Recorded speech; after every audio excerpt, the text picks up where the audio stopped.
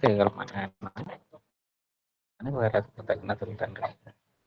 తండ్రి, ఈ ఆదివార దినాన ఆన్లైన్లో ఈ విధంగా కలుసుకొని వాక్యాన్ని ధ్యానించగలిగేటట్లుగా మీకు కృప దయచేస్తున్నందుకు మీకు కృతజ్ఞతలు తెలియజేస్తున్నాం తండ్రి. తండ్రి, అందరూ వాక్యాన్ని శ్రద్ధగా నేర్చుకొని వాక్యానుసారంగా జీవించగలిగేటట్లుగా మీ కృప దయచేయండి. ఈ బైబిల్ కోర్స్ ద్వారా బైబిల్ మీద ప్రతి ఒక్కరూ ఒక అవగాహన తెచ్చుకోగలిగేటట్లుగాను వారి ఆత్మీయ జీవితాలను అభివృద్ధి చేసుకుంటూ స్థానిక సంఘాల్లో బలంగా పనిచేయగలిగేటువంటి జ్ఞానాన్ని దయచేయమని వేడుకుంటున్నాం తండ్రి. ఈరోజు వాక్యాన్ని వివరించబోయే సహోదరుడికి మీ కాపుదలు దయచేయండి. మీ యొక్క జ్ఞానాన్ని నింపండి. వినేవారందరికీ కూడా ఆసక్తి ఇచ్చామని వేడుకుంటున్నాం తండ్రి. ఈ చిన్న ప్రార్థన యేసుక్రీస్తు నామాన అడిగి వేడుకుంటున్నాం తండ్రి. ఆమేన్. అందరికీ మరొకసారి వందనాలు. ఈరోజు మనకి వాక్యాన్ని వివరించడానికి విశాఖపట్నం ఆర్లవ శ్రీకాంత్ నగర్లో సువార్త పనిచేస్తున్నటువంటి సహోదరులు జాషువా గారు మన మధ్య ఉన్నారు. మీ అందరికీ ఆయన పరిచయస్తులే. నేను ట్రావెలింగ్ లో ఉన్నాను కాబట్టి ఈరోజు బ్రదర్ మీకు వాక్యాన్ని వివరిస్తారు. గత వారం ఎంతవరకు నేర్చుకున్నారండి? ఆదికాండం అయిపోయిందా?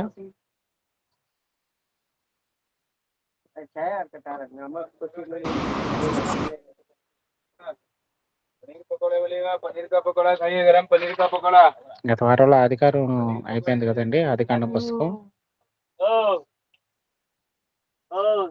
ఓకే అండి, ఈరోజు నిర్గమాకాండం పుస్తకం గురించి నేర్చుకుందాం. దానికి సంబంధించిన అవుట్లైన్ నేను గ్రూప్స్ లో పెడతాను.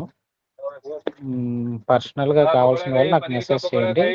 టోటల్ పీడిఎఫ్ నేను వారికి పంపిస్తాను. సో నిర్గమాకాండాన్ని మనకు వివరించవలసిందిగా సహోదరులు జాషువా గారిని ఆహ్వానిస్తున్నాను.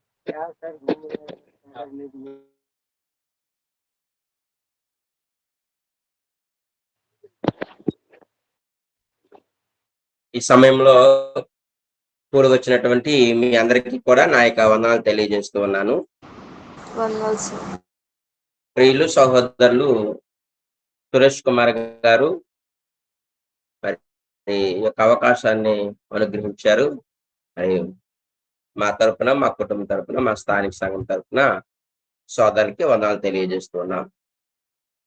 అంటే గత కాలాల్లో మరి ప్రాథమిక పాఠాలని ఆలోచన చేశారు. అదే విధముగా ఆదికాండం పుస్తకాన్ని కూడా మీరు ఆలోచన చేశారని విని ఉన్నాను. మరి ఈరోజు నిర్గమాకాండం అనే పుస్తకాన్ని మనం ఆలోచన చేద్దాం. ఈ నిర్గమాకాండం అనే పుస్తకము ఎవరు రచించారు ఏంటి అనే విషయాల్ని మనం ఆలోచన చేస్తే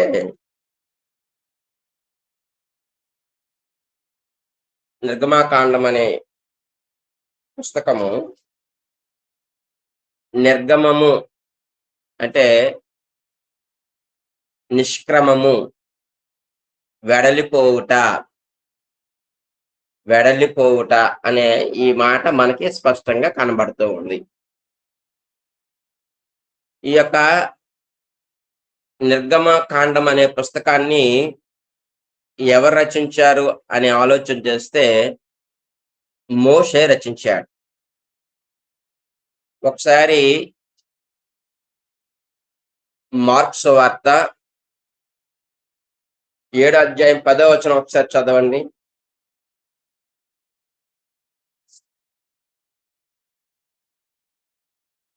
మార్కు సువార్త 7వ అధ్యాయము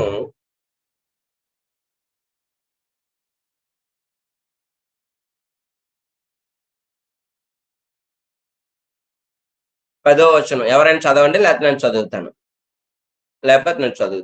చదువుతారా ఎవరా? నీ తల్లిదండ్రులను ఘనపరచవలననియు తండ్రినైనను తల్లినైనను దూషించువానికి మరణ శిక్ష విధింపవలననియు మోషే చెప్పిన కదా అని అన్నాడండి. అంటే నిర్గమాకాండంలో తల్లిదండ్రులను సన్మానించాలి అనే విషయాన్ని మనకి నిర్గమాకాండంలో కనబడుతూ ఉంది. ఆ విషయాన్ని మోషే ఇక్కడ ఎత్తి చూపుతూ మార్కు గ్రంథకర్త అయినటువంటి మార్కు ఎత్తి చూపుతూ మోషే చెప్పాడు కదా అనే విషయాన్ని ఇక్కడ తెలియజేశాడు.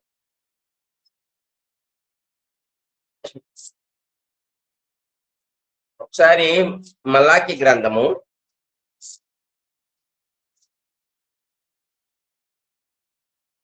4వ అధ్యాయము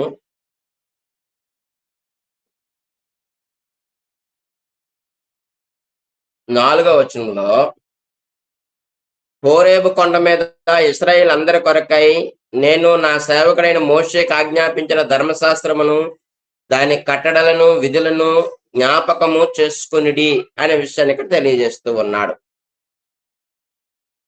అంటే గ్రంథకర్త ఎవరయ్యా అని అంటే మోషే. కాలము క్రీస్తుకు పూర్వము 1445 నుండి 1405 సంవత్సరముల మధ్యలో ఈ పుస్తకాన్ని మోషే రాసినట్లుగా మనకు కనబడుతూ ఉంది. అసలు ఈ పుస్తకానికి మూలము లేకపోతే మూలమైనటువంటి వచనము ఏమిటి అని మనం ఆలోచన చేస్తే, ఆది కాండము 15వ అధ్యాయము 13, 16 వచనాల్లో, 15వ అధ్యాయము 13, 16 వచనాల్లో కీలకమైనటువంటి సంగతులు ఆ యొక్క వచనాల్లో మనకు కనబడుతూ ఉన్నాయి. ఆయన నీ సంతతి వారు తమది కాని పరదేశమందు నివసించి ఆ దేశపు వారికి దాసులుగా నుందురు. వారు 400 ఏండ్లు వీరిని శ్రమ పెట్టుదురు. వీరు ఎవరికి దాసులగుదురో ఆ జనులకు నేనే తీర్పు తీర్చుదును. తరువాత వారు మిక్కిలి ఆస్తితో బయలుదేరి వచ్చెదరు. ఈ మాట చాలా కీలకమైనటువంటి మాట.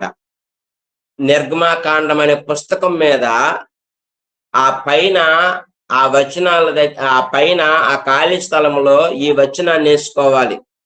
ఎందుకంటే ఈ మాటను బట్టియే దేవుడు మోషేని పంపించి 430 సంవత్సరాల తరువాత ఐగుప్తు దేశంలో ఉన్నటువంటి ఇశ్రాయేలీల్ని దేవుడు బయటికి రప్పించాడు. ఐగుప్తు దేశములో నుండి బయటికి తీసుకుని వచ్చాడు. అందుకే నిష్క్రమణ చేశాడు. వెడలిపో అంటే ఐగుప్తు దేశములో నుండి వెడలిపోయారు.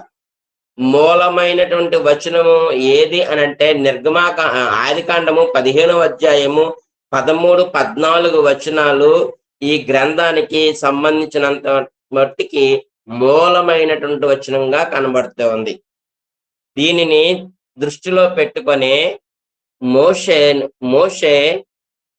మోషేను దేవుడు నడిపించినట్టుగా మనకి ఆ వచనాల ద్వారా కనబడుతూ ఉంది. కాబట్టి ఈ గ్రంథంలో ఉన్నటువంటి విషయాల్ని మనం ఆలోచన చేయొచ్చు. నిర్గమము అంటే నిష్క్రమణ, విడుదల చేయుట, లేకపోతే వెడలిపోవుట. గ్రంథకర్త ఎవరంటే మోషే. మార్కు సువార్త 7వ అధ్యాయము 10వ వచనంలో తల్లిదండ్రులను సన్మానించాలనే విషయాన్ని అక్కడ చెప్తూ ఉన్నటువంటి మాటని ఆ మార్క్ గ్రంథకర్త తెలియజేస్తున్నప్పుడు మోషేని ఎత్తి చూపాడు. అది ఎవరు రాశారంటే మోషే అని మనకు స్పష్టంగా అర్థమవుతూ ఉంది.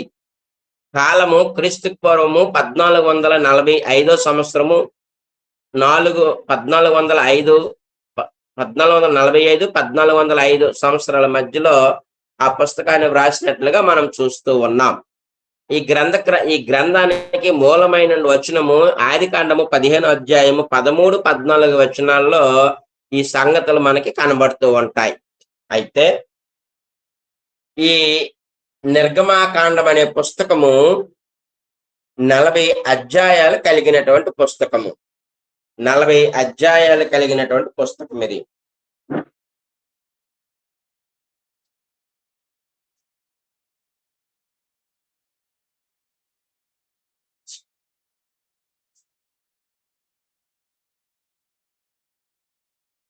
అయితే ఈ పుస్తకంలో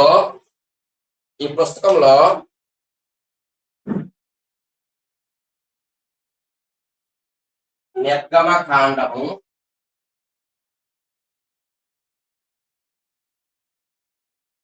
1 నుండి 12 అధ్యాయాలు 1 నుండి 12 అధ్యాయాలు ఐగుప్తు దేశములో జరిగినటువంటివి. ఐగుప్తు దేశములో జరిగిన సంఘటనలు. ఐగుప్తు దేశంలో 1 నుండి 12 అధ్యాయాలు జరిగాయి. అది మనకు కనబడుతూ ఉంది. 13వ అధ్యాయము నుండి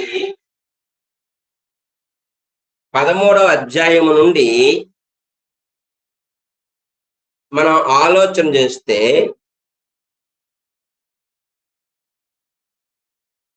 19వ అధ్యాయం వరకు 19వ అధ్యాయం వరకు వీరు ఐగుప్తు దేశము నుండి సేనాయి పర్వతం వరకు ప్రయాణం చేయడం. ఐగుప్తు దేశము నుండి సేనాయి పర్వతము వరకు వారి ప్రయాణం.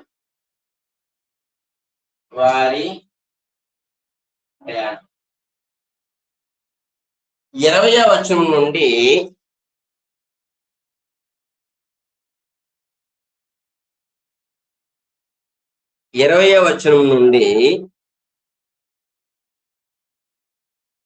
40వ వచనం వరకు సేనాయి వద్ద జరిగే సంఘటన. 20వ వచనం నుండి 20వ అధ్యాయం నుండి 40వ వచనం వరకు సేనాయి పర్వతము దగ్గర జరిగిన సంగతులు.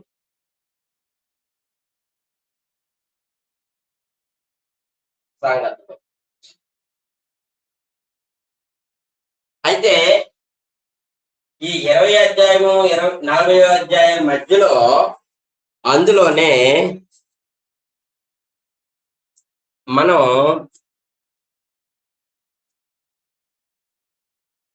21వ వచనమును 21వ అధ్యాయము 23వ అధ్యాయము 21, 23 వివిధమైన ఆజ్ఞలు. వివిధమైన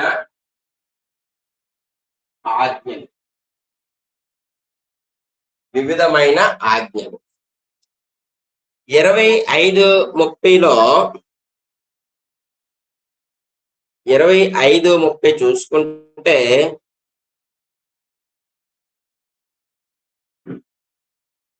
25:30 అధ్యాయాలు చూసుకుంటే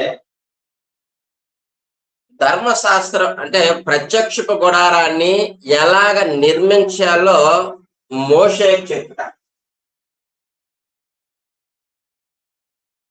ప్రత్యక్ష గుడారమును ఎలా నిర్మించాలో మోషేకు చెప్పుట దేవుడు మోషేకు చెప్పుట. అప్పుడు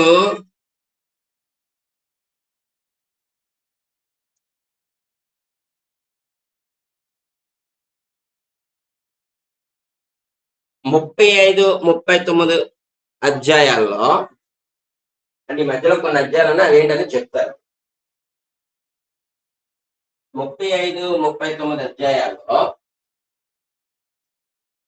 ఇశ్రాయేలీలు ప్రత్యక్షపు గుడారంలోని వస్తువులను తయారు చేయడం. ఇశ్రాయేలీలు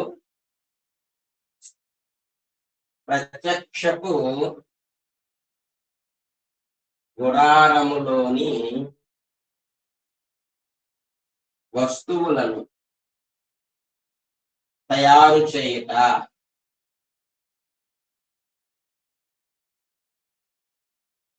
ఇవి నిర్గమాకాండంలో 1వ అధ్యాయం నుండి 40 అధ్యాయంలో ఉన్నటువంటి సంగతులు. ఇక్కడ చాలా జాగ్రత్తగా మనం కొన్ని విషయాల్ని, కొన్ని సంగతుల్ని మనం ఆలోచన చేయాలి. అంటే వాస్తవానికి 1 నుండి 12వ అధ్యాయము ఐగుప్తు దేశంలో జరిగినటువంటి సంఘటనలు అని మనం చూస్తాము.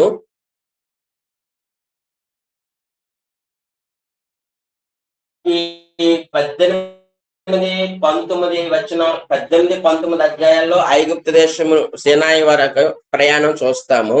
ఈ రెండింటిని కలిపి ఐగుప్తు దేశంలో అన్నట్టుగా మనం ఆలోచన చేస్తాం. ఇప్పుడు 20 అధ్యాయం నుండి 40 అధ్యాయం వరకు సీనాయి వద్ద జరిగినటువంటి సంగతులు. అంటే 20 అధ్యాయం నుంచి 40 అధ్యాయం వరకు సీనాయి పర్వతం వద్ద జరిగినటువంటి సంగతులు మనం చూస్తాం. 1 నుండి 19 అధ్యాయం వరకు ఐగుప్తు దేశంలో జరిగినటువంటి వారి ప్రయాణం సంబంధించినటువంటి సంగతులు మనం చూస్తాం. అయితే ఇక్కడ డీటెయిల్డ్ గా మనం ఆలోచనలు చేస్తే, అయితే ఒక్కొక్క అధ్యాయంలో ఉన్నటువంటి విషయాల్ని మనం ఆలోచన చేద్దాం. అంటే నిర్గమాకాండం మనం చదివేటప్పుడు కొంచెం కన్ఫ్యూజ్ గా మనకు కనబడుతూ ఉంటది. ఎందుకంటే ఈ ప్రత్యక్షపు గుడారం దాని గురించి, బల్ల, మందస్సము, తెరలు, ఇలాంటివన్నీ మనకు కనబడుతూ ఉంటాయి. ఒకే విషయాన్ని 2 సార్లు చెప్పినట్లుగా మనకు కనబడుతూ ఉంటాయి. దీనికి చాలా మంది కన్ఫ్యూజ్ అవుతారు. వాస్తవానికి మనకి విషయం తెలిస్తే కన్ఫ్యూజ్ ఏమి ఉండదు. విషయం తెలియకపోయినప్పుడు మనకు ఖచ్చితంగా కన్ఫ్యూజ్ అయ్యే ప్రమాదం అనేది ఉంది. అయితే 1 నుండి 12 అధ్యాయాలు ఈ 1 నుండి 12 అధ్యాయాల్లో ఐగుప్తు దేశంలో జరిగినటువంటి సంఘటనల్ని మనం ఆలోచన చేద్దాం. ఒకసారి అందరూ బైబిల్ తెరవండి. బైబిల్ తెరిస్తే 1వ అధ్యాయం నుంచి 12వ అధ్యాయం ఆ పైన మీరు రాసుకోవాలి. ఏంటంటే 1వ అధ్యాయం నుండి 12వ అధ్యాయం వరకు ఏంటంటే ఐగుప్తు దేశములో జరిగిన సంఘటనలు అని రాసుకోవాలి. అప్పుడు 13వ అధ్యాయం దగ్గరకు వచ్చేటప్పటికి మేము ఇదిగోండి ఇలా రాసుకున్నాం. మీకు అలాగా చూడండి, కనబడదేమో. ఇదిగోండి ఇక్కడ రాసుకున్నాం. అంటే స్పష్టంగా మనకు తెలుసుకోవాలి, బైబిల్ గురించి మనం స్పష్టంగా తెలుసుకోవాలి. 13వ అధ్యాయం నుండి 19వ అధ్యాయం వరకు సీనాయి పర్వతం వరకు ప్రయాణము అనే 13వ అధ్యాయము పైన 13, 19 అని వేసుకుని ఐగుప్తు నుండి సీనాయి వరకు ప్రయాణము అనే విషయాన్ని ఆలోచన చేసుకో. అలాగా మనం మన బైబిల్ని ఒక డిక్షనరీ లాగా మనం తయారు చేసుకోవాలి. అయితే ఈ నిర్గమాకాండములో 1213 వచనాలు మనకు కనబడతాయి. ఈ 40 అధ్యాయాల్లో 1213 వచనాలు మనకు కనబడతాయి. అయితే మొదటి అధ్యాయంలో ఐగుప్తు దేశంలోని ఇశ్రాయేల్ యొక్క పరిస్థితి ఎలాగుందో ఇక్కడ స్పష్టంగా తెలియజేస్తూ ఉన్నాడు.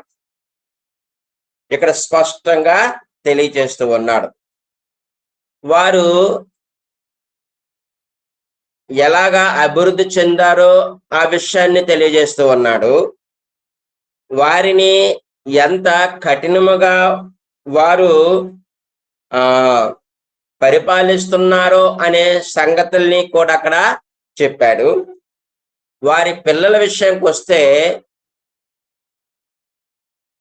ఒకవేళ బిడ్డలే గాని పుడితే పురిట్లోనే చంపేయాలి అని ఒక ఆజ్ఞ జారీ అయ్యింది. ఒకవేళ మగపిల్లలు పుడితే నీటిలో కూడా వదిలేయాలి, చంపేయాలి అన్నటువంటి విషయాన్ని అక్కడ స్పష్టంగా మనకి ఈ 1వ అధ్యాయంలో కనబడుతూ ఉంది. 1వ అధ్యాయంలో మనకు కనబడుతున్నటువంటి సంగతులు, ఇశ్రాయేలీలు 7వ వచనం చదువుతున్నాను చూడండి. ఇశ్రాయేలీలు బహు సంతానము గలవారై అభివృద్ధి పొంది విస్తరించి అత్యధికముగా ప్రబలిరి అని అన్నాడు. అప్పుడు 12వ వచనంకి వచ్చేటప్పటికి, అయినను ఐగుప్తీయులు వారిని శ్రమ పెట్టిన కొలది అంటే శ్రమలు పెడుతూ ఉన్నారు, వారు విస్తరిస్తూ ఉన్నారు. 14వ వచనంలో చివరి మాట మనం చూస్తే, వారి జిగటమంటి పనిలోను ఇటుకల పనిలోను పొలములో చేయు ప్రతి పనిలోను కఠిన సేవ చేయించి వారి ప్రాణములను విసికించిరి. అంటే వారి ప్రాణాలు విసికేటట్లుగా వీరేం చేశారంటే ఐగుప్తీయులు ఇశ్రాయేల్ని శ్రమల పాలు చేశారు. అందుకే మొదటి అధ్యాయంలో ఉన్నటువంటి సంగతి ఏంటంటే, ఐగుప్తు దేశంలో ఇశ్రాయేలు యొక్క పరిస్థితి ఎలాగుందో 1వ అధ్యాయం మనకి స్పష్టంగా తెలియజేస్తూ ఉంది. 2వ అధ్యాయానికి వచ్చేటప్పటికైతే 2వ అధ్యాయంలో మోషే జననము మనకు కనబడుతూ ఉంది. అలాంటి కష్ట తరుణంలో దేవుడు మోషేను పుట్టించాడు. మోషే ఆ పుట్టినప్పుడు 3 నెలలు వారు తల్లిదండ్రులు వారిని దాచిపెట్టలేకపోయి ఒక జమ్ము పెట్టి తయారు చేసి నీళ్ళలో విడిచిపెట్టినట్లుగా తెలిసినటువంటి సంగతి. అలాంటి పరిస్థితుల్లో మోషే జన్మించాడు. తర్వాత పెద్దవాడయ్యాడు. వారి అన్నదమ్ములు అంటే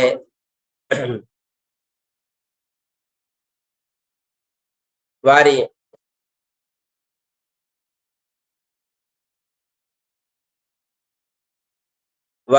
అన్నదమ్ములు చూడడానికి వెళ్ళాడు. ఆ యొక్క విషయాలన్నీ మనకు కనబడుతూ ఉంటాయి. 3వ అధ్యాయం ఏంటంటే, 3, 4 అధ్యాయాల్లో దేవుడు మోషేను పిలుచుట అనే విషయాలు మనకి ఇక్కడ కనబడుతూ ఉన్నాయి. ఈ మోషేను దేవుడు పిలుస్తూ ఉన్నప్పుడు మోషే చెప్పినటువంటి సాకులు మనకు కనబడతాయి. 3వ అధ్యాయము 11వ వచనంలో, ఐగుప్తులో నుండి తోడుకొని పోవుటకు ఎంతటి వాడను అని దేవునితో అనగా, దేవుడితోనే చెప్తూ ఉన్నాడు.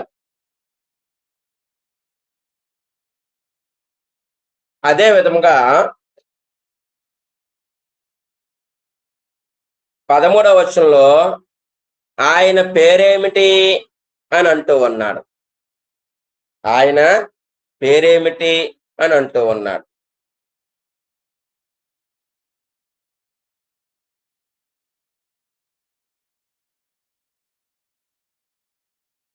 4వ అధ్యాయము 1వ వచనంలో వారు నన్ను నమ్మరు అని అన్నాడు.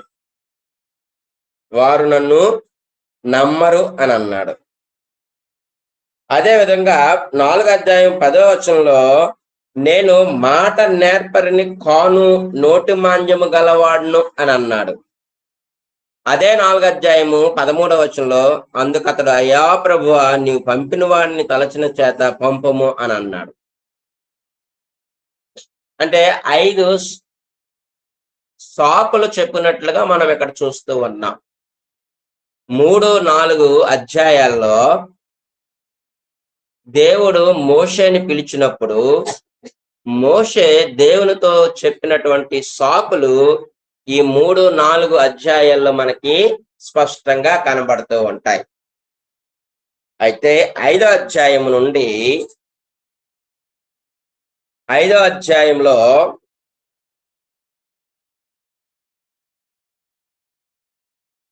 5వ అధ్యాయం నుండి మనం 12వ అధ్యాయం వరకు ఆలోచన చేస్తే ఈ అధ్యాయాల్లో తెగుళ్ళు మనకు కనబడతాయి. కనబడతాయండి, తెగుళ్ళు మనకి కనబడతాయి. అది మనం ఈ ఈ యొక్క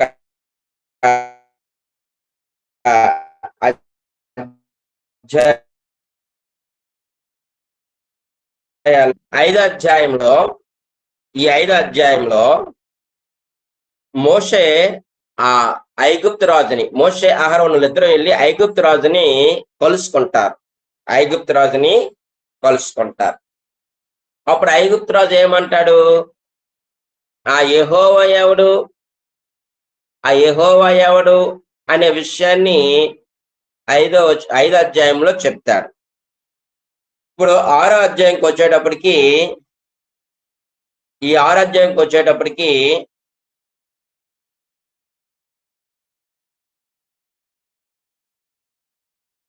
మోషే యొక్క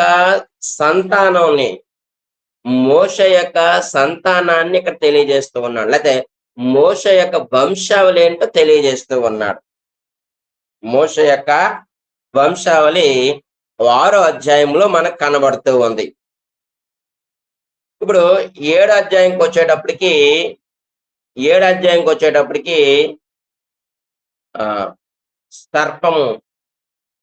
సర్పాన్ని తన కర్రను సర్పముగా చేయటము, అది మనకి 7వ అధ్యాయంలో కనబడుతూ ఉంది.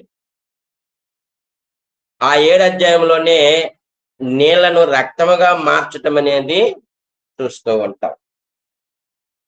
ఇక్కడ నుండి తెగుళ్ళు ప్రారంభమవుతాయి. 7వ అధ్యాయం నుండి 12వ అధ్యాయం వరకు 10 రకాలైనటువంటి తెగుళ్ళు ఐగుప్తీయుల మీదకి వస్తున్నట్టుగా మనం ఈ యొక్క అధ్యాయాల్లో మనం చూడొచ్చు. దాన్ని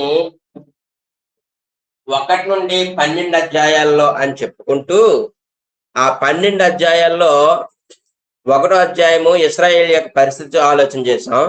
2వ అధ్యాయము మోషే జననం ఆలోచన చేసాం. 3-4 అధ్యాయాల్లో దేవుడు మోషేని పిలవటం మనం ఆలోచన చేసాం. 5వ అధ్యాయంలో అహరోను మోషేలు ఫరో దగ్గరికి వెళ్ళటం మనం చూస్తున్నాం. 6వ అధ్యాయంలో మోషే యొక్క వంశావళిని మనం అక్కడ చూస్తూ ఉన్నాం. 7వ అధ్యాయంలో కర్రను పాముగా చేయటం, నీళ్లను రక్తముగా మార్చటం అనేది మనం చూస్తూ ఉన్నాం. 8వ అధ్యాయంకి వచ్చేటప్పటికి కప్పలు. 8వ అధ్యాయంకి వచ్చేటప్పటికి కప్పలు. ఆ 8వ అధ్యాయంలోనే రెండోది ఏంటంటే పేలు. 2వ అధ్యాయంలో పేలు. రెండవ ఇది అదేంటి 16వ వచనం నుండి మనకి ఇక్కడ కనబడుతూ ఉన్నాయి. 3వ వచనమేమో, 2వ వచనంలో కప్పల చేత అని అన్నాడు. 17వ వచనంలో పేళ్ళు అని అన్నాడు. అప్పుడు ఈ పేలు దగ్గరికి వచ్చేటప్పటికి దైవ శక్తి అని ఆ శకునగాండ్రులు తెలుసుకునేటట్లుగా మనకి ఇక్కడ కనబడుతూ ఉంది. ఇక్కడ ఒక విషయాన్ని మనం గమనించాలి. అదేంటంటే అపవాదికి లేకపోతే సాతానుడికి కూడా ఏముంటదంటే కొంత శక్తి అనేది ఉంటుంది. ఇప్పుడు కర్రని పాముగా చేశాడు మోషే. ఆ శకునగాండ్రులు కూడా కర్రని పాముగానే చేశారు. నీళ్ళని రక్తంగా మార్చారు. వాళ్ళు కూడా నీళ్ళని రక్తంగా మార్చారు. కప్పల్ని వారు కూడా చేశారు. కానీ పేర్ల దగ్గరికి వచ్చేటప్పటికి మాత్రం ఏమైపోయింది పరిస్థితి అనంటే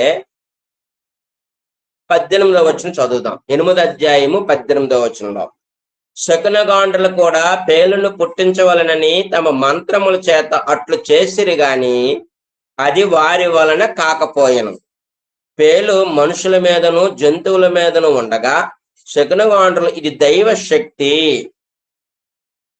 అని ఫరోతో చెప్పిరి. అయితే యెహోవా చెప్పినట్టు ఫరో హృదయము కఠినమాయెను, అతడు వారి మాట వినకపోయెను అని అన్నాడు. కాబట్టి ప్రియమైన వారలారా, 8వ అధ్యాయంలో కప్పలు పేళ్ళు అనే విషయాన్ని మనం ఆలోచిస్తూ ఉన్నాం. ఆ 8వ అధ్యాయంలోనే 24వ వచనం దగ్గరకు వచ్చేటప్పటికి ఏగలు అని వాడాడండి. అంటే 8వ అధ్యాయంలో 3 సంగతులు మనకు కనబడతాయి: కప్పలు, పేలు, ఏగలు. ఇప్పుడు 9వ అధ్యాయంకి వస్తే 9వ అధ్యాయంలో 3వ వచనంలో మిక్కిలి బాధాకరమైన తెగులు కలుగును అని అన్నాడండి. అవేంటవి అంటే పొక్కులు, పొక్కుదద్దుర్లు. పొక్కులు, పొక్కుదద్దుర్లు. 9వ వచనంలో ఆ మాట మనకి కనబడుతూ ఉంది. తర్వాత 18వ వచనంలో బాధాకరమైన వడగండ్లు.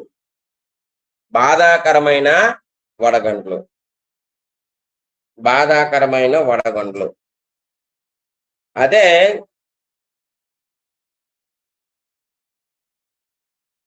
9వ అధ్యాయంలో మనకి ఒక 2 సంగతులు కనబడతాయి: పొక్కులు, పొక్కుదద్దుర్లు, వడగండ్లు.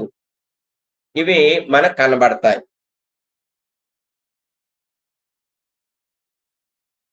10వ అధ్యాయంలో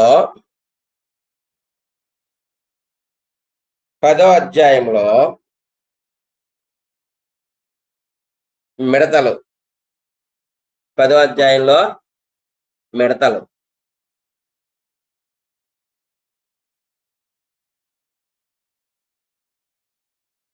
10వ అధ్యాయంలో 12వ వచనం చూడండి. అప్పుడు యెహోవా మోషేతో మిడతలు వచ్చినట్లు ఐగుప్తు దేశం మీద నీ చెయ్యి చాపుము అని అన్నాడు. తరువాత ఏమో 3 దినాల గాఢాంధకారం. అది 10వ అధ్యాయంలోనే. 11వ అధ్యాయంలో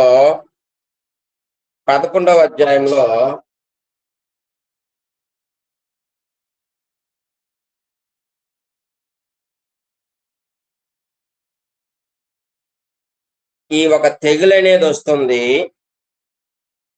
ఆ తెగులు ఏమి చేస్తుందంటే మనుషులందరినీ కూడా తొలి సంతానం అంతటిని కూడా చంపేస్తుంది అనే విషయాన్ని యెహోవా మోషేతో చెప్పినట్లుగా 11వ అధ్యాయంలో మనకు కనబడుతూ ఉంది.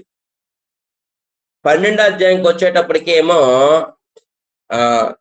అప్పుడు ఆ పస్కా పండుగననేది ఆచరించడం అనేది చూపిస్తూ, ఇదిగో మీరు ఇలాగ చెయ్యండి అని చెప్పాడు. అలాగ చేసినప్పుడు తొలి సంతానం అంతా కూడా, ఐగుప్తీయుల యొక్క తొలి సంతానం, పశువుల్లోనూ మనుషుల్లోనూ అందరిలో కూడా చనిపోయేటట్లుగా 12వ అధ్యాయంలో మనకి కనబడుతుంది. అంటే ఇవి ఒక 10 తెగుళ్ళ గురించి మనకి ఇక్కడ స్పష్టంగా కనబడుతూ ఉంది. నీళ్లను రక్తంగా మార్చటం, కప్పలు, పేళ్ళు, ఈగలు, తెగుళ్ళు, పొక్కుదద్దుర్లు, వడగండ్లు, మిడతలు, గాఢాంధకారపు చీకటి, తొలి సంతానం. ఇవి నిర్గమాకాండంలో దేవుడు మోషేత చేయించినటువంటి 10 అద్భుతాలు అని అంటాం. అవేమో ఇశ్రాయేలుకేమో అద్భుతాలు, ఐగుప్తీయులకేమో తెగుళ్ళు. అవి ఎన్నో అధ్యాయం అంటే 5వ అధ్యాయం నుండి 12వ అధ్యాయం వరకు ఉన్నటువంటి సంగతులు. 13వ అధ్యాయం నుండి 19వ అధ్యాయంలో వారు ఐగుప్తు దేశము నుండి సేనాయి వరకు ప్రయాణం చేసినట్లుగా మనకు కనబడుతూ ఉంది. వారు ఏ ఏ ప్రదేశాల్లో తిరిగారో ఆయా ప్రదేశాలు మనకి ఇక్కడ ప్రారంభమవుతున్నట్టుగా మనకు కనబడుతూ ఉంది. 13వ అధ్యాయం నుండి 19వ అధ్యాయం వరకు ఐగుప్తు నుండి సేనాయి వరకు ప్రయాణము చేసినట్లుగా మనకి ఇక్కడ కనబడుతూ ఉంది. అంటే ఆ 12వ అధ్యాయంలో 37వ వచనంలో చూడండి. అప్పుడు ఇశ్రాయేలీలు రామశేషను నుండి సుక్కోతునకు ప్రయాణమైపోయిరి. అంటే రామసేతు నుండి సుక్కోతుకు ప్రయాణమయ్యారు. వీళ్ళు ఎక్కడున్నారు అంటే రామసేతులో ఉన్నారు. ఈ రామసేతులో నుండి సుక్కోతుకు బయలుదేరారు. 13వ అధ్యాయము 20వ వచనము చూస్తే సుక్కోతు నుండి ప్రయాణమై అరణ్య దగ్గర ఉన్న యాతాములో దిగిరి అని అన్నాడు. యాతాములో దిగారు.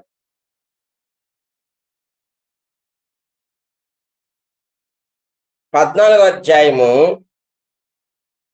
9వ వచనంలో యాతాములో నుండి పిహహిరోతునకు సమీపమైన సముద్రము దగ్గర వారు దిగి ఉండగా వారిని కలుసుకొనిరి అని అన్నాడు. పిహహెరోతునకు దగ్గరలో దిగారు. 14వ అధ్యాయంలోనే 2వ వచనంలో బయల్సెఫోను అని అన్నాడండి. ఇశ్రాయేలీలు తిరిగి పిహయోతుటకును అనగా మిగ్దోలు సముద్రం మధ్యనున్న బయల్సెఫోర్ ఎదుటను దిగవలనని వారితో చెప్పిన వారు సముద్రమునొద్ద దిగారు. అంటే వాళ్ళు దిగినటువంటి ప్లేస్ ఏంటంటే బయల్సెఫోను దగ్గర ఉన్నటువంటి పిహహీరోతు ఎదుట. అది 14వ అధ్యాయము మనకి 2వ వచనంలోను అదే విధముగా 9వ వచనంలోను మనకు కనబడుతుంది. అప్పుడు 14:22లో దేవుడు సముద్రాన్ని చీల్చినట్టుగా మనకు కనబడుతూ ఉంది. ఆ 14వ అధ్యాయంలో ఆరిన నేల దగ్గర దిగారు అనే విషయాన్ని అక్కడ మనకు కనబడుతూ ఉంది.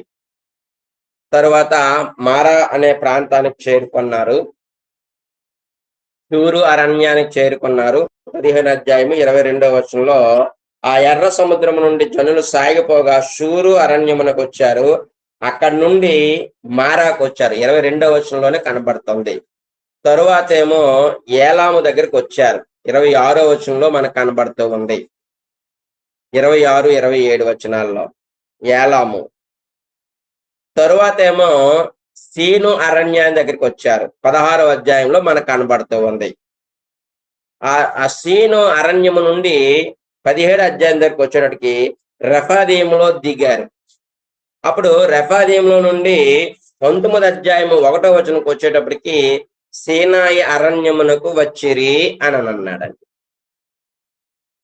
అంటే 13వ అధ్యాయం నుండి 19వ అధ్యాయం వరకు వారు ఏ ఏ ప్రాంతాల్లో దిగారో, ఐగుప్తు దేశం నుండి ఎక్కడికెక్కడికి ప్రయాణం చేస్తారో ఆ ప్రయాణం అంతా కూడా 13 నుండి 19 అధ్యాయాల్లో మనకి కనబడుతూ ఉంది. అది ఆ 13వ అధ్యాయం నుండి 19వ అధ్యాయం వరకు ఉన్నటువంటి సంగతులు. ఇప్పుడు 20వ అధ్యాయము నుండి 40వ అధ్యాయం వరకు సేనాయి పర్వతం వద్ద జరిగినటువంటి సంగతుల్ని మనం చూస్తాం. 20వ అధ్యాయం నుండి 40వ అధ్యాయం వరకు. ఈ 20 నుండి 40 అధ్యాయాల్లో మరలా మనం కొన్ని భాగాలుగా మనం చేసుకుంటే అదేమిటి అని మనం ఆలోచన చేస్తే 20-24 అధ్యాయాలు చూస్తే ఆజ్ఞలకు సంబంధించినటువంటి ఆ అధ్యాయాలు. 20వ అధ్యాయంలో 10 ఆజ్ఞలు మనకు కనబడతాయి. 10 ఆజ్ఞలు మనకి కనబడతాయి. 21, 22, 23 అధ్యాయాలు మనం చూస్తే ఈ 21, 22, 23 అధ్యాయాలు వివిధమైనటువంటి ఆజ్ఞలు. 20 అధ్యాయమేమో 10 ఆజ్ఞలతో కూడుకున్నటువంటి రాతి పలకతో కూడుకున్నటువంటి ఆజ్ఞలు. 21, 22, 23 అధ్యాయాలు మనం చూస్తే అవి వివిధమైనటువంటి ఆజ్ఞలు. ఆ పైన మీరు రాసుకుంటే ఆ 21 అధ్యాయం దగ్గర 21, 22, 23 వివిధమైన ఆజ్ఞలు అని రాసుకుంటే సరిపోతుంది. ఇప్పుడు ఇక్కడ మనం గమనించినట్లయితే 24వ అధ్యాయాన్ని మనం చూసినట్లయితే 24వ అధ్యాయం ఏంటంటే ధర్మశాస్త్రాన్ని ప్రతిష్ఠించటం మనకు కనబడుతూ ఉంది. ధర్మశాస్త్రాన్ని ప్రతిష్ఠించడం అంటే ఇది మనం కొంచెం చాలా జాగ్రత్తగా గమనించవలసినటువంటివి. 1 నుండి 12 అధ్యాయాలేమో ఒక భాగము, 13 అధ్యాయం నుండి 19వ అధ్యాయమేమో ఒక భాగము, 20 నుండి 40 అధ్యాయాలేమో ఒక భాగము. ఈ 20 నుండి 40 అధ్యాయాల్లో మరికొన్ని భాగాలుగా మనం ఆలోచన చేస్తున్నాం. అందులోని 20, 24 ఏంటంటే ఆజ్ఞలకు సంబంధించినటువంటిది. అందులో 20 అధ్యాయం ఏంటంటే కొండ మీద దేవుడు ఇచ్చినటువంటి మోషేకి 10 ఆజ్ఞలు కలిగినటువంటి సంఘటనలు. అప్పుడు 21, 22, 23 ఆజ్ఞలు ఏంటంటే వివిధమైనటువంటి ఆజ్ఞలు. వివిధమైనటువంటి ఇదిగో ఇది ఎలా చేయాలి, ఇది ఎలా చేయాలి, ఇది ఎలా చేయాలి, ఇది ఎలా చేయాలని వివిధమైన ఆజ్ఞలు అనేది ఇచ్చాడు. అప్పుడు 24 అధ్యాయం ఏంటంటే ఆ ధర్మశాస్త్రాన్ని దేవుడు ఏం చేశాడంటే మోషే ఏం చేశాడంటే ప్రతిష్ఠించాడు. అది 24వ అధ్యాయంలో ఉన్నటువంటి సంగతులు. 24వ అధ్యాయంలో ఉన్నటువంటి సంగతులు. అయితే ఇప్పుడు 25 అధ్యాయం నుండి 30వ అధ్యాయం వరకు 25 అధ్యాయం నుండి 30వ అధ్యాయం వరకు ఏమున్నాయనంటే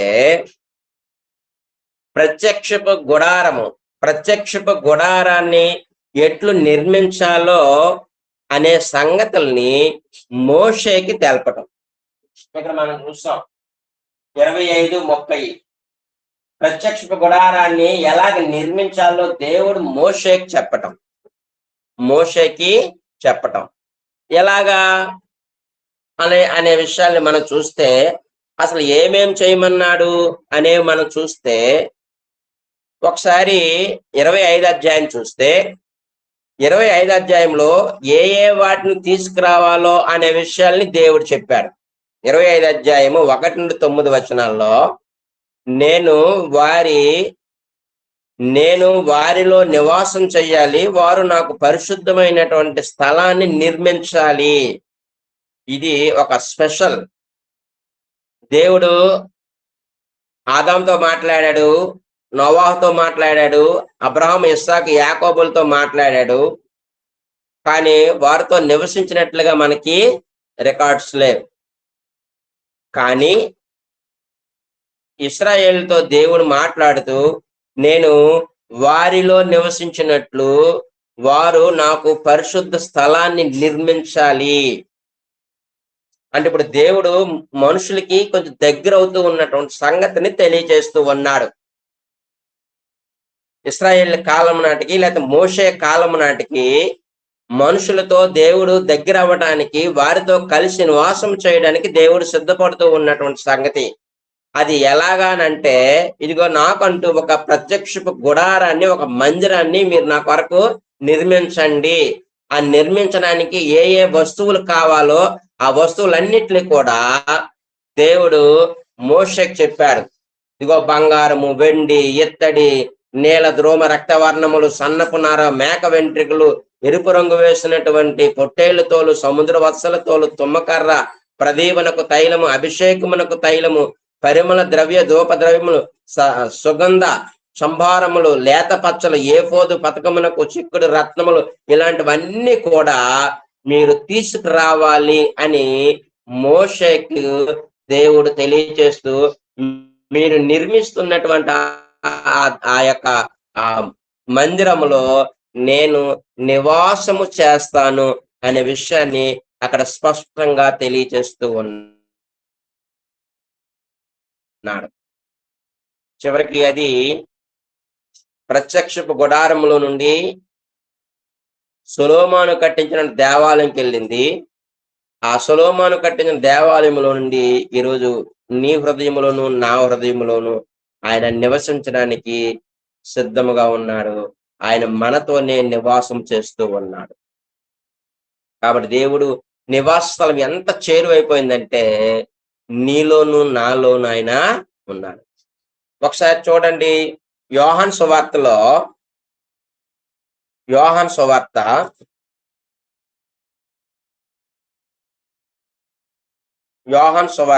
14వ అధ్యాయము ఎవరైనా తీసి చదవండి. 23వ వచనం.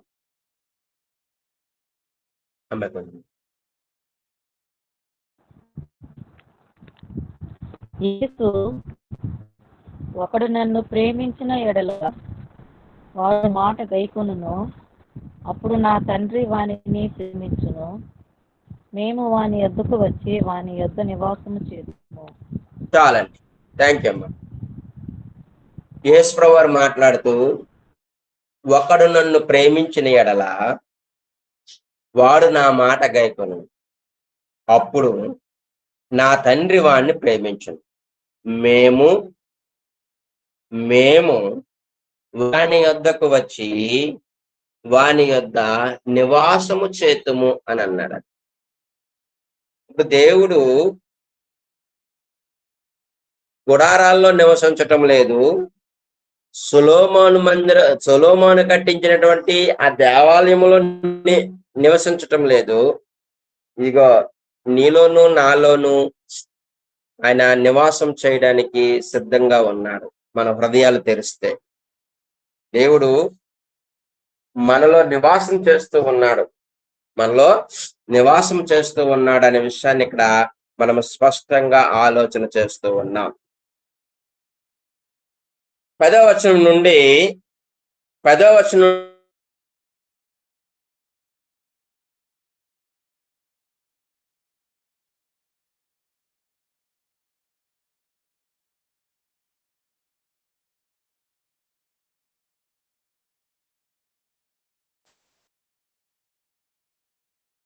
ఓకే.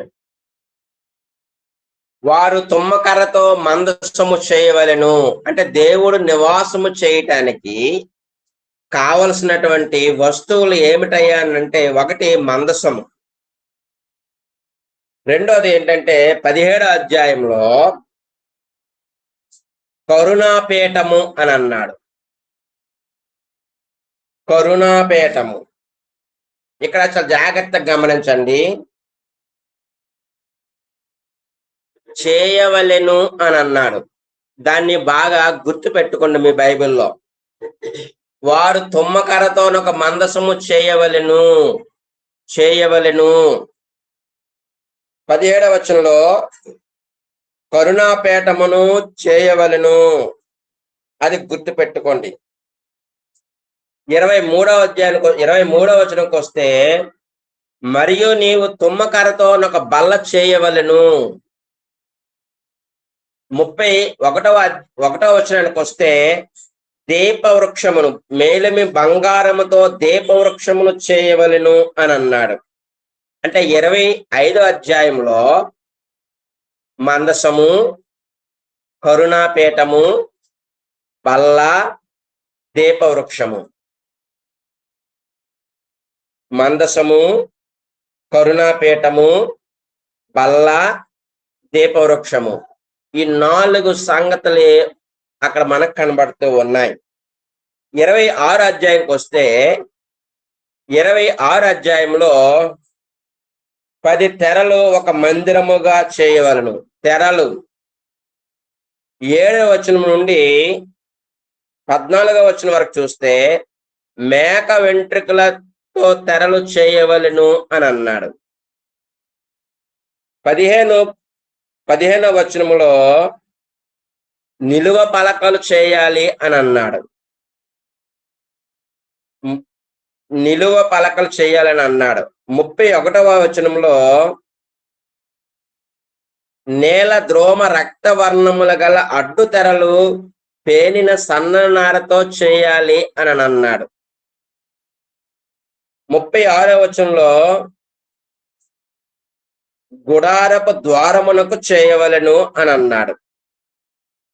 ద్వారమునకు తెరలు చేయాలి 36, 37 వచనాల్లో. 27 అధ్యాయంకి వచ్చేటప్పుడు బలిపీఠమును తుమ్మకర్రతో నీవు చేయవలెను అని అన్నాడు.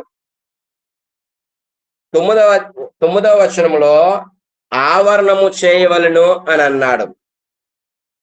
21 వచనాల్లో ఒలివ నూనె తేవలెను అని అన్నాడు. అది 27 అధ్యాయంలో.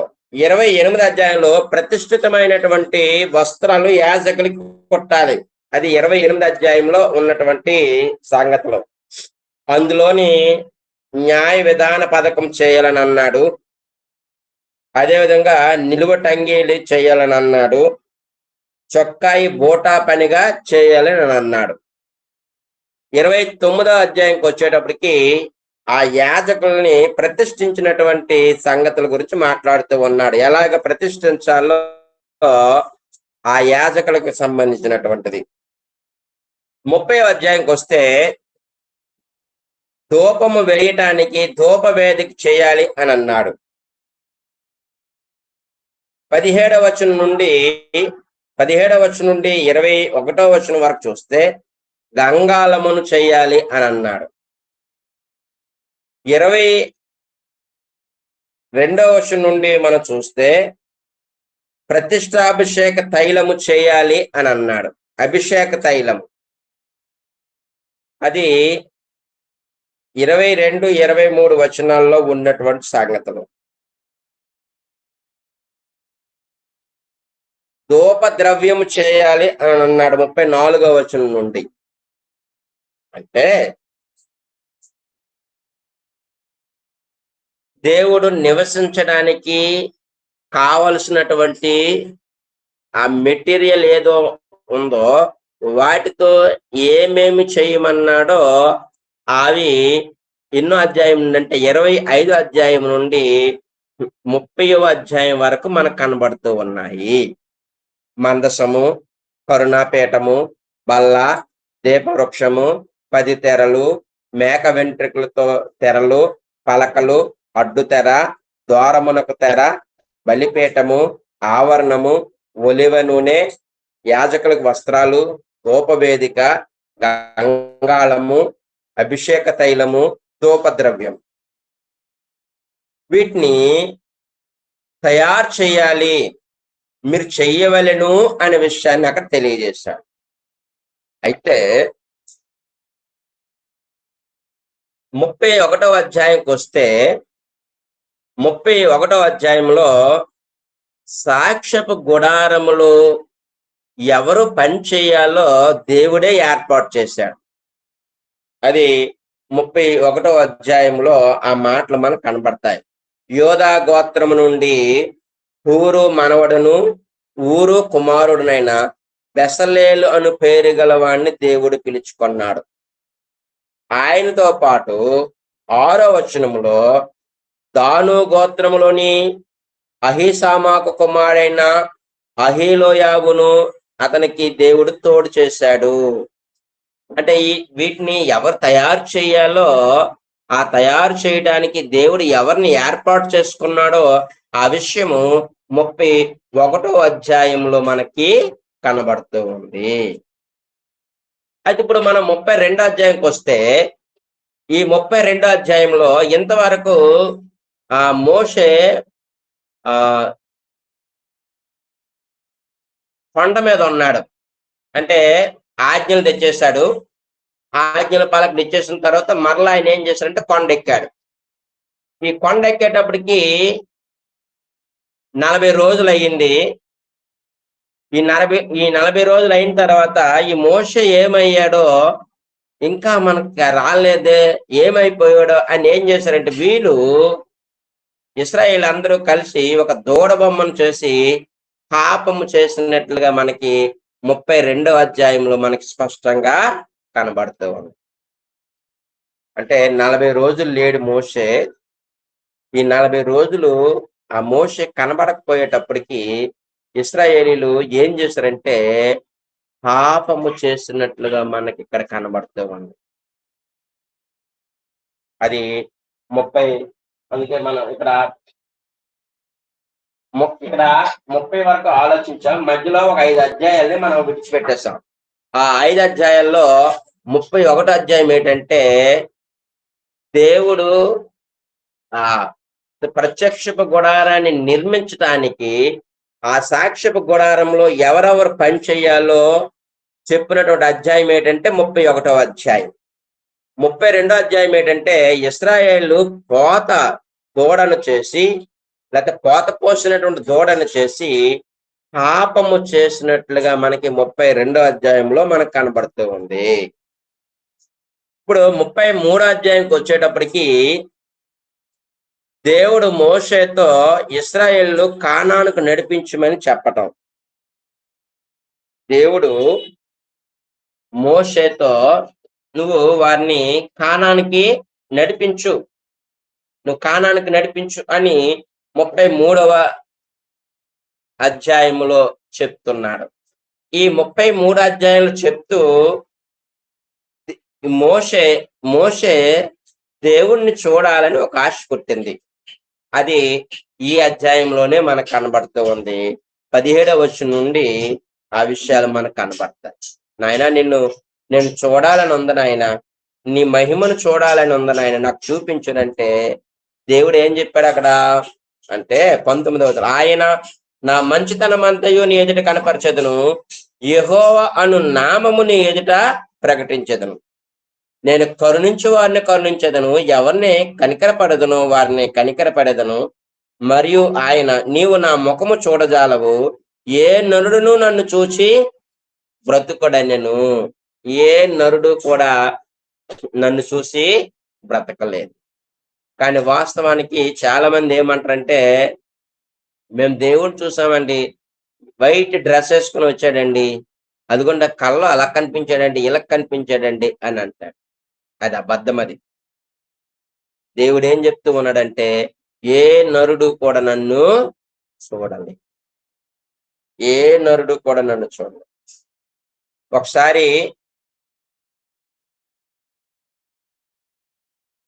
ఒకసారి తిమోతి పత్రిక అపోస్తలుడైన పౌలు తిమోతికి రాస్తూ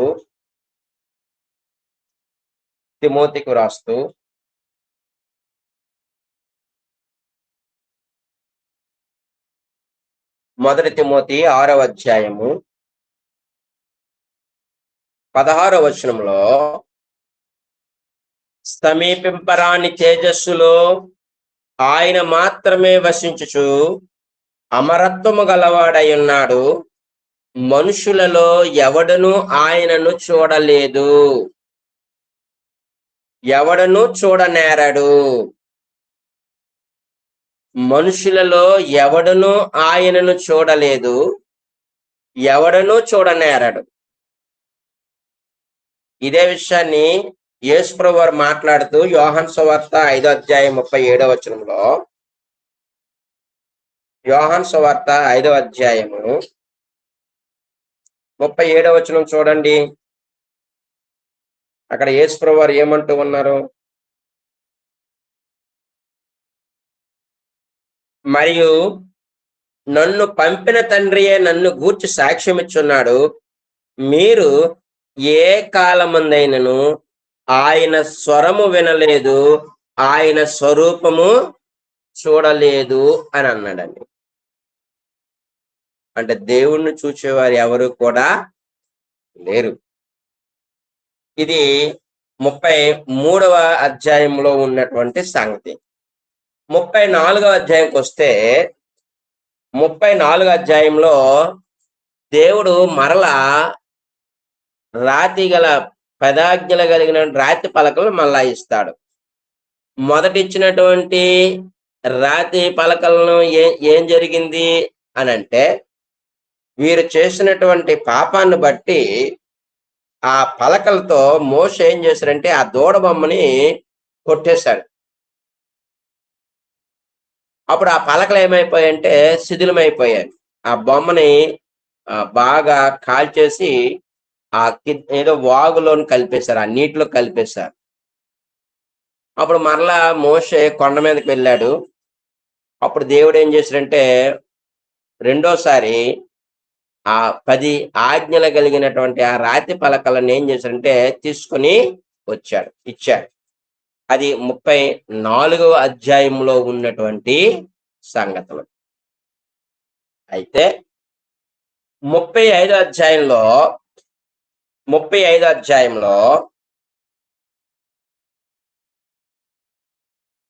ఇక్కడ 35వ అధ్యాయం నుండి 39వ అధ్యాయంలో ఇశ్రాయేలీలు ప్రత్యక్షపు గుడారమును అందులోని వస్తువులను తయారు చేయుట. చాలా జాగ్రత్తగా గమనించండి. 25వ అధ్యాయం నుండి 30వ అధ్యాయమేమో దేవుడేమో మోషేతో చెప్పాడు. ఇప్పుడు 35వ అధ్యాయం నుండి 39వ అధ్యాయంలో దేవుడేమో మోషేకి చెప్తే, మోషేమో ఈ బెసలేలికిను అహిలోబియాముకి చెప్తే వాళ్ళు ఏం చేస్తారంటే తయారు చేశారు. అది ఇప్పుడు ఇక్కడ మనకి ఉన్నటువంటి సంగతులు. ఒకసారి చూద్దాం. 35వ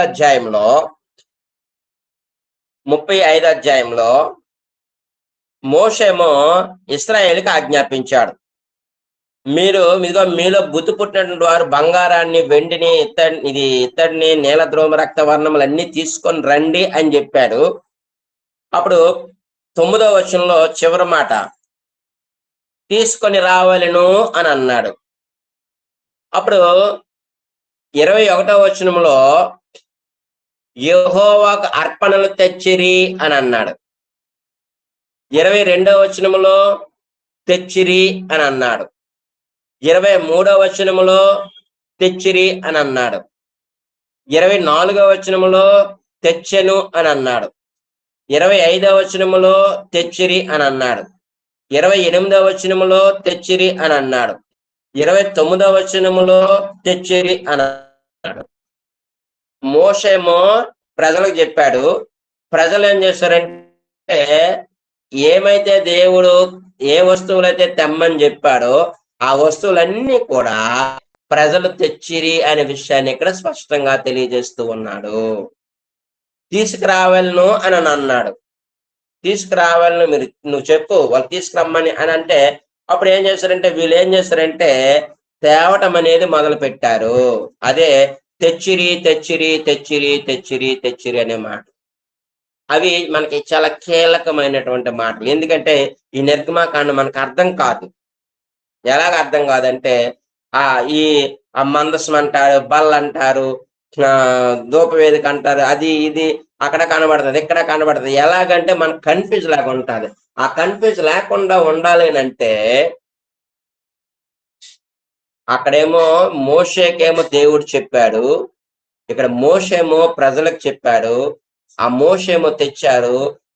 ఎవరైతే చేయాలో ఆ చేయవలసిన వాళ్ళేమో చేస్తారనే విషయాన్ని ఇక్కడ స్పష్టంగా తెలియజేస్తూ ఉన్నాడు.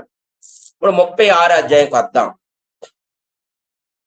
36వ అధ్యాయంలో 8వ వచనం చూడండి. 36వ అధ్యాయం 8వ వచనంలో ఆ పని చేసిన వారిలో ప్రజ్ఞ గల ప్రతి వాడును మందిరమును 10 తెరలతో చేసెను అని అన్నాడండి. చేసెను 8వ వచనంలో చివరి మాట చేసెను అని అన్నాడు. 11వ వచనంలో చివరి మాటలు 2 మాటలు ఉన్నాయి. చేసెను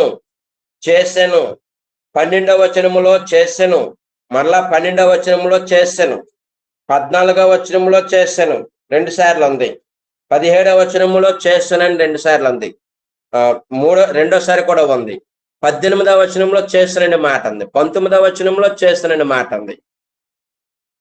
20వ వచనంలో తుమ్మకర్రతో నిలువ పలకలు చేశాను అని ఉంది. 22వ వచనంలో చేశాననే మాట ఉంది. అంటే ఇక్కడేమో వారు చేసినట్లుగా మనకు కనబడుతూ ఉంది. అందుకే మనకు కన్ఫ్యూజ్ అవుతాం. అదేమో దేవుడు మోషేకి చెప్పాడు, మోషేమో ప్రజలకు చెప్పారు, ప్రజలేమో సామాగ్రి తెచ్చాడు.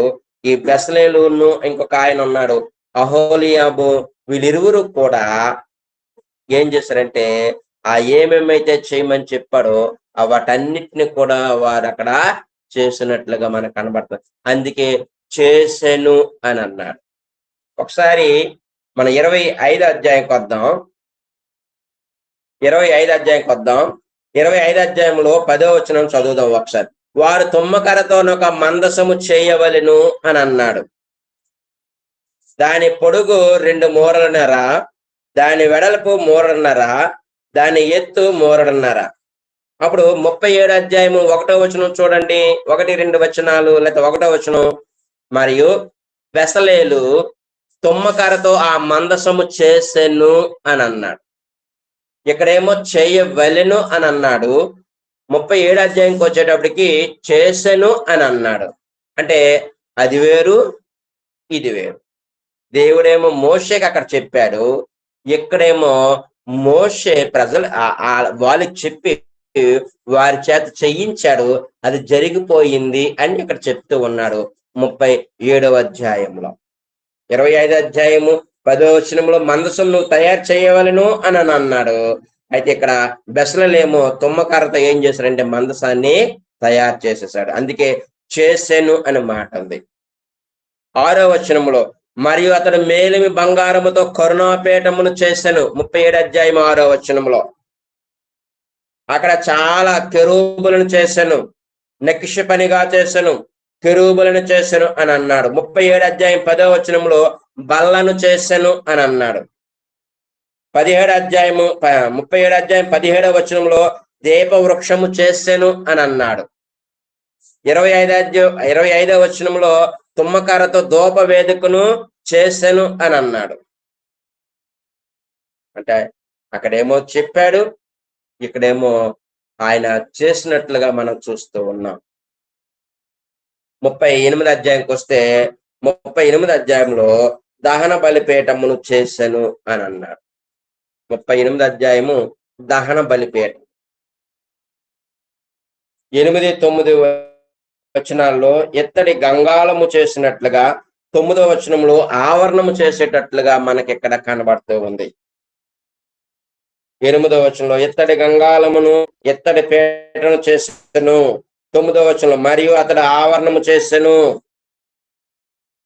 అంటే చేసెను చేసెను చేసెను అనే మాటలు మనకి ఇక్కడ స్పష్టంగా కనబడుతూ ఉన్నాయి. అయితే 39వ అధ్యాయంకి వస్తే 39వ అధ్యాయంలో కూడా అక్కడ మనకి చేసినటువంటి కొన్ని సంఘటనలు మనకు కనబడతాయి. 39వ అధ్యాయంలో 30 కుట్టిరి అని అన్నాడు. 1వ వచనంలో కుట్టిరి, 2వ వచనంలో చేసెను అని అన్నాడు, 3వ వచనంలో చేసిరి అని అన్నాడు, 5వ వచనంలో చేయబడెను అని అన్నాడు, 6వ వచనంలో చెక్కబడెను అని అన్నాడు, 8వ వచనంలో పతకము చేసెను అని అన్నాడు, 9వ వచనంలో చేసిరి అని అన్నాడు. అంటే ఈ మాటలు మనకి చాలా కీలకమైనటువంటి మాటలుగా కనబడతాయి. నిర్గమాకాండము 35 అధ్యాయం నుండి 39 అధ్యాయంలో ఉన్నటువంటి సంగతులను మనం ఆలోచన చేస్తే 25వ అధ్యాయం నుండి 25 అధ్యాయం నుండి అక్కడ ఏమన్నాడనంటే 30 అధ్యాయం వరకు నువ్వు తయారు చేయించు అని చెప్పాడు. ఈ 35 అధ్యాయంకి వచ్చేటప్పటికి వారు చేసినట్లుగా మనకి ఇక్కడ స్పష్టంగా కనబడుతూ ఉంది. అయితే 40 అధ్యాయంలో చివరి అధ్యాయంలో దేవుడు మోషే ద్వారా లేకపోతే తయారు చేసినటువంటి ఆ ప్రత్యక్షపు గుడారాన్ని ఏం చేశారంటే నిలువబెట్టారు. అది 40వ అధ్యాయంలో ఉన్నటువంటి సంగతులు. 40 అధ్యాయంలో ఉన్నటువంటి సంగతులు ఏమిటి అని మనం ఆలోచన చేస్తే, ప్రత్యక్షపు గుడారాన్ని నిలవబెట్టారు. దాన్ని ఏం చేశారంటే ప్రతిష్ఠించారు. ఇక్కడేమో ధర్మశాస్త్రాన్ని 24 అధ్యాయంలో ప్రతిష్ఠించారు. ఇక్కడేమో ప్రత్యక్షపు గుడారాన్ని ఇక్కడేమో ప్రతిష్ఠించారు, నిలవబెట్టి ప్రతిష్ఠించారు. ఇది ఈ నిర్గమాకాండం యొక్క విభజన, అంటే నిర్గమాకాండం యొక్క అవుట్లైన్స్. మనం ఇంతవరకు ఆలోచించినటువంటిది ఏమిటేనంటే, నిర్గమాకాండం యొక్క విభజనను మనము ఆలోచన చేస్తాం. ఈ విభజన మనకి స్పష్టంగా మనకు అర్థమైతే అప్పుడు ఈ పుస్తకం మీద మనకు ఒక అవగాహన వస్తుంది. ఒకటి నుండి 12 అధ్యాయాలేమో ఐగుప్తు దేశంలో జరిగినటువంటి సంఘటనలు అని మనకు అర్థం అవ్వాలి. 13వ వచనం నుండి 19వ వచనం వరకేమో ఐగుప్తు దేశము నుండి ఇశ్రాయేలీయులు ప్రయాణం చేశారు అనే విషయం అనేది మనకు అర్థం కావాలి. 20వ అధ్యాయం నుండి 24వ అధ్యాయం లేకపోతే 24 అధ్యాయం వరకు ఆజ్ఞలకు సంబంధించినటువంటి సంఘటనలు మనకి తెలియాలి. 20 అధ్యాయం స్పెసిఫిక్ గా 10 ఆజ్ఞలు కలిగినటువంటి రాతి పలకలు. 21, 22, 23 అధ్యాయులేమో వివిధమైనటువంటి ఆజ్ఞలు కలిగినటువంటిది, వివిధమైన ఆజ్ఞలు ఉన్నాయి అన్నటువంటిది 21 అధ్యాయము, 22 అధ్యాయం, 23 అధ్యాయము మనకు స్పష్టంగా తెలియజేస్తూ ఉంది. అదే విధముగా 25వ అధ్యాయం నుండి 25 అధ్యాయం నుండి 30 అధ్యాయం వరకు దేవుడు మోషేతో ఏమేమి నిర్మించాలో లేకపోతే ఏమేమి తయారు చేయాలో వాటన్నిటిని గురించి తెలియజేసినటువంటి సమాచారం.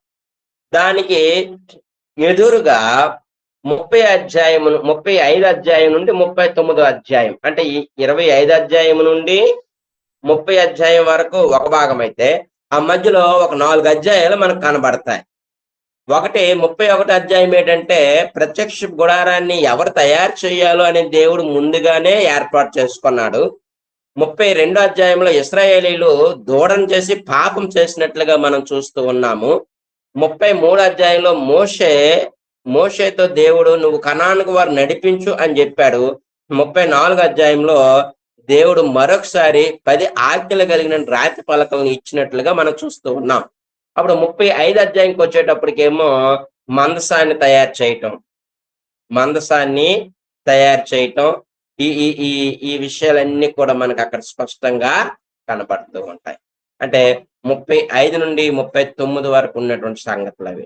40 అధ్యాయంకి వచ్చేటప్పటికి సాక్ష్యపు గుడారాన్ని నిలవబెట్టి దాన్ని ప్రతిష్ఠించినట్లుగా మనకి 40 అధ్యాయము స్పష్టంగా మనకి తెలియజేస్తూ ఉంది. ఇది నిర్గమాకాండములో ఉన్నటువంటి 40 అధ్యాయాల యొక్క విభజన.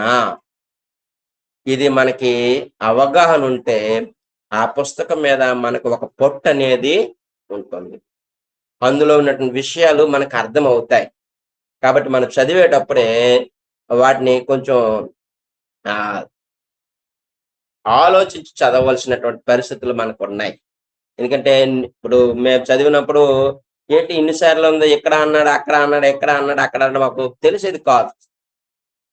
తర్వాత మా టీచర్స్ చెప్పారు, ఇదిగో చేయవలెను అని అన్నారు, చేసెను అని ఉంది. అంటే అక్కడ ఒకటి ఇక్కడ ఒకటి. ఈ మాటల తేడాను బట్టి ఓహో ఇంత లోతుగా ఎంత సింపుల్ గా మనం అవగాహన చేసుకోవచ్చా అనేటట్టుగా మాకు తెలియజేశారు. కాబట్టి ఇది కన్ఫ్యూజ్ అయ్యే పుస్తకం ఏమి కాదు. ఇది దేవుడు వారితో నివాసము చేయటానికి, ఇశ్రాయేలుతో నివాసము చేయటానికి దేవుడు ఏర్పాటు చేసుకున్నటువంటి ఒక స్థలము. ప్రత్యక్షపు గుడారాన్ని ఏర్పాటు చేసుకున్నాడు. ఆ గుడారాన్ని ఎలాగ కట్టాలో దేవుడు వారికి మోషేకు ముందుగా చెప్పాడు. తరువాత ఏమో బెసలేలు అహీలోయ అన్నటువంటి వారి ఇరువురు కూడా అది చేసినట్లుగా మనం ఇక్కడ చూస్తూ ఉన్నాం. కాబట్టి మరి ట్రైనింగ్ పొందుతున్నటువంటి మీరు ఈ పుస్తకం మీద ఒక అవగాహన పొందుకుంటే ఈ పుస్తకాన్ని మనం ఎక్కడైనా చాకచక్యంగా చెప్పగలిగినటువంటి పరిస్థితులు మనకి కనబడతాయి. కాబట్టి ఏం లేదు, ఆ బైబిల్ పైన మీరు రాసుకుంటే సరిపోద్ది. 1 నుండి 12 అధ్యాయాలు ఐగుప్తు దేశంలో జరిగిన సంఘటనలని, 13 నుండి ఇదిగో 19 వరకు వారు ఇశ్రాయేల్ సేనాయి వరకు ప్రయాణం చేశారు అని. ఇప్పుడు 20 నుండి 24 వరకు, 25 నుండి 30 వరకు, తర్వాత 35 నుండి 39 వరకు, ఇలాగా ఆ అధ్యాయాల్ని మనం ఒకసారి గుర్తు చేసుకుని వాటి మన ఆ బైబిల్ మీద రాసుకున్నట్లయితే అప్పుడు ఈ పుస్తకం మీద ఒక అవగాహన అనేది మనకి కనబడుతూ ఉంది. కాబట్టి ప్రియమైన వారలారా, ఒకసారి ఈ నిర్గమకాండం అనే పుస్తకాన్ని ఎవరు రచించారు అని మనం ఆలోచన చేస్తే మోషే రచించాడనే విషయాన్ని మనకు స్పష్టంగా తెలియజేస్తూ ఉంది. కాబట్టి మోషే దీని గ్రంథకర్త. ఆ గ్రంథకర్త అయినటువంటి మోషే ఈ పుస్తకాన్ని వ్రాశాడు. నిర్గమము అంటే నిష్క్రమణము లేకపోతే వెడలిపోవుట అనే అర్థము ఇస్తూ ఉంది. క్రీస్తుకు పూర్వము 1445 సంవత్సరం నుండి 1405 సంవత్సరం వరకు ఆ మధ్య కాలంలో వ్రాసినట్లుగా మనం చూడొచ్చు. దీని అంతటికి మూలవచనము ఏమిటనంటే ఆదికాండము 15 అధ్యాయము 13 నుండి 16 వచనాల్లో ఉన్నటువంటి ఆ యొక్క వచనాలే ఈ నిర్గమకాండానికి మూలాధారంగా మనకి కనబడుతూ ఉంటాయి. అయితే ఈ పుస్తకాన్ని మనం ఎలా చదవాలంటే ఒకటి, మనము ఆ పుస్తకాన్ని చదివేటప్పుడు అందులో ఉన్నటువంటి వ్యక్తులను ముందు గుర్తు చేసుకోవాలి.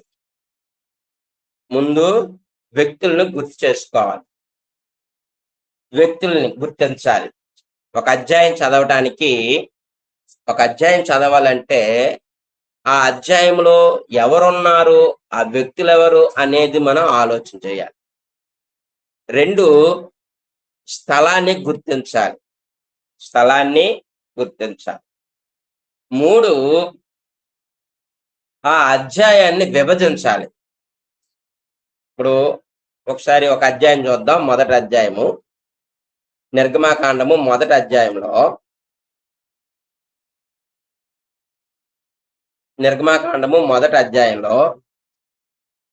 ప్లేస్ ఏంటండి అని అంటే ఐగుప్తు అనే మాట ఉంది. ఐగుప్తు అని ఉంది అంటే ఇప్పుడు ఇది ఎక్కడ జరుగుతుంది? ఇది ఐగుప్తు దేశంలో జరుగుతుంది. స్థలం అది. ఎవరెవరు అంటే వాళ్ళ పేర్లు ఉన్నాయి. ఇగో యాకోబుతో వచ్చినటువంటి పేర్లు రూబేను, షిమ్యోను, లేవి, యోదా, ఇస్కారు, వీళ్ళందరూ పేర్లు కూడా అక్కడ ఉన్నాయి. వీరు ఎంతమంది అనేది కూడా అక్కడ మనకు కనబడుతూ ఉంది. అయితే ఈ యొక్క అధ్యాయాన్ని మనం చదివినప్పుడు వ్యక్తులు గుర్తించడము, స్థలం గుర్తించడమే కాకుండా ఆ పేరాను కూడా మనం విభజన చేయాలి. అంటే అధ్యాయాన్ని విభజన చేసుకోవాలి. ఈ అధ్యాయంలో ఈ వచనం నుండి ఈ వచనం వరకు ఒక పేర, ఈ వచనం నుండి ఈ వచనం వరకు ఒక పేర. ఇప్పుడు మనకి ఈ పుస్తకాల్లో కొన్ని పేరాలు డివిజన్ గా ఉంటాయి, అంటే విభజించాల్సి. ఒకసారి 1 అధ్యాయం చూడండి. 1 అధ్యాయంలో 1 నుండి 7 వచనాలు ఒక పేర. మనం ఏం పేరాగా డివైడ్ చేయాల్సిన లేదు, ఆల్రెడీ పేరా ఉంది. అప్పుడు 8వ వచనం నుండి 10వ వచనం వరకు ఒక పేర. 8వ వచనం నుండి 10వ వచనం వరకు ఒక పేర. అప్పుడు 11వ వచనంలో కాబట్టి అంటే ఏదో అక్కడ ఉంది, దాన్ని ఇక్కడ డివైడ్ చేస్తున్నాడు కాబట్టి అని అంటూ ఉన్నాడు. అంటే అలాగా మన అవగాహన కొరకు ఆ అధ్యాయంలో లేకపోతే ఆ వచనాల్ని మనం పేరాలుగా ఏం చేసుకోవాలంటే విభజన చేసుకోవాల్సినటువంటి అవసరం అనేది ఉంది. అప్పుడు ఆ పేరాకు ఒక పేరు పెట్టుకోవాలి, ఆ పేరాకి ఒక పేరు పెట్టుకోవాలి, ఈ అధ్యాయం అంతటికి కూడా ఒక పేరు పెట్టుకోవాలి. అప్పుడు ఆ అధ్యాయం మీద మనకు ఒక గ్రిప్ అనేది ఉంటుంది.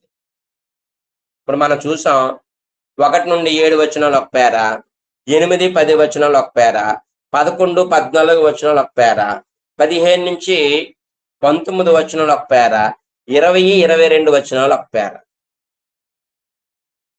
అంటే ఇప్పుడు ఈ పేరాలో మొదటి 1 నుండి 7 వచనాల్లో కనాను దేశము నుండి ఇశ్రాయేల్ ఐగుప్తు దేశానికి వచ్చిన వారు అనే టైటిల్ దానికి. అప్పుడు 8వ వచనం నుండి 10వ వచనం వరకు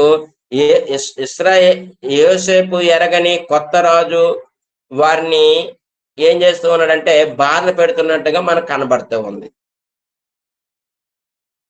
అప్పుడు ఇశ్రాయేలు ఎంత కష్టాల్లో ఉన్నారో 11వ వచనం నుండి మనకు స్పష్టంగా తెలియజేస్తూ ఉంది.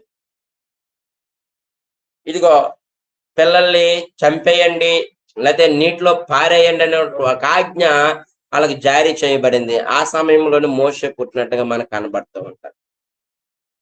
ఇలాగా ఒక పేరాను, ఒక అధ్యాయాన్ని పేరాలుగా డివైడ్ చేసుకొని పేరాకు ఒక పేరు పెట్టుకోవటం, అధ్యాయానికి ఒక పేరు పెట్టుకుంటే అప్పుడు ఆ అధ్యాయాలు మనకి స్పష్టంగా అవగాహనకు ఉంటాయి. ఇప్పుడు 1వ అధ్యాయం నిర్గమాకాండం 1వ అధ్యాయం ఏంటంటే ఐగుప్తు దేశంలో ఇశ్రాయేల్ యొక్క పరిస్థితి ఎలాగుందో అక్కడ స్పష్టంగా మనకు కనబడతా ఉంది. వాళ్ళు ఎన్ని శ్రమలు పడుతున్నారో, ఎన్ని బాధలు పడుతున్నారో అవన్నీ కూడా మనకి ఇక్కడ స్పష్టంగా రాయించారు. వాళ్ళ పరిస్థితి ఎలాగుందో అక్కడ మనకు తెలుస్తూ ఉంది.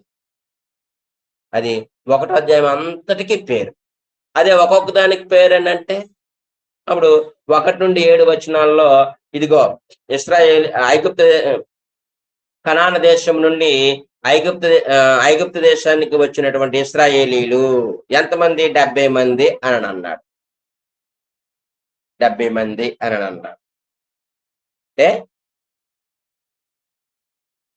ఆ పేరా మనకి అర్థమవుతుంది.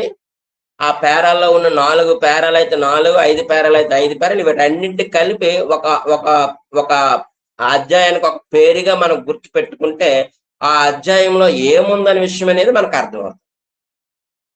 కాబట్టి ఇది ఇలాగ మనం ఈ నిర్గమాకాండం అనే పుస్తకాన్ని మన గ్రిప్పులో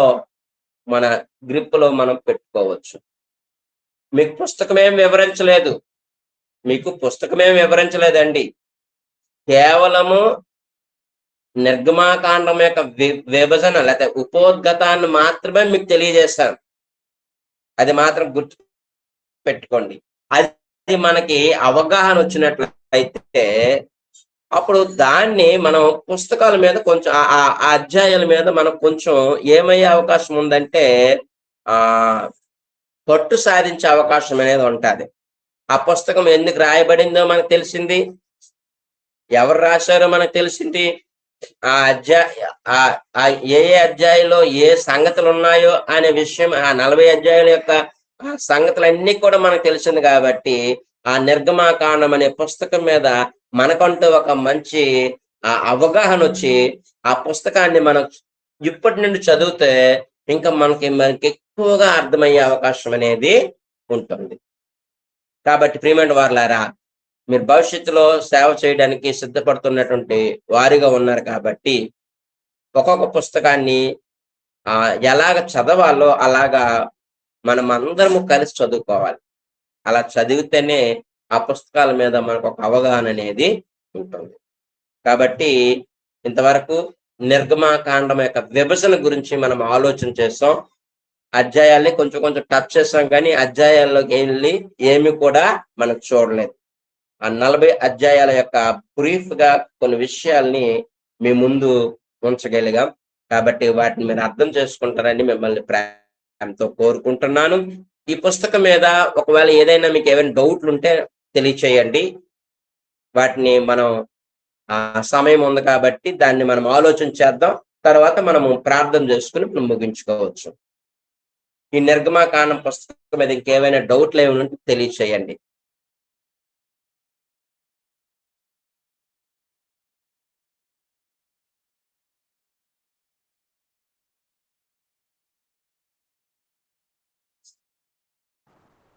ఏమి లేవు సార్. ఏమి లేవమ్మా. ఇంకా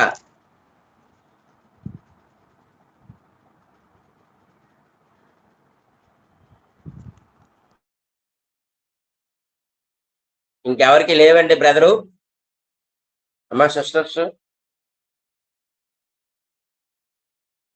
నిర్గమకాండం యొక్క పుస్తకం మీద ఇంకెవరికి డౌట్లు లేవు కదండి? లేవు సార్.